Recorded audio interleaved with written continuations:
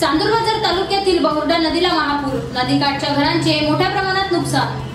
चांदूरबाजार तालुक्यातील करजगाव येथील बहुर्डा नदीला 17 ऑगस्टच्या सायंकाळी महापूर आला।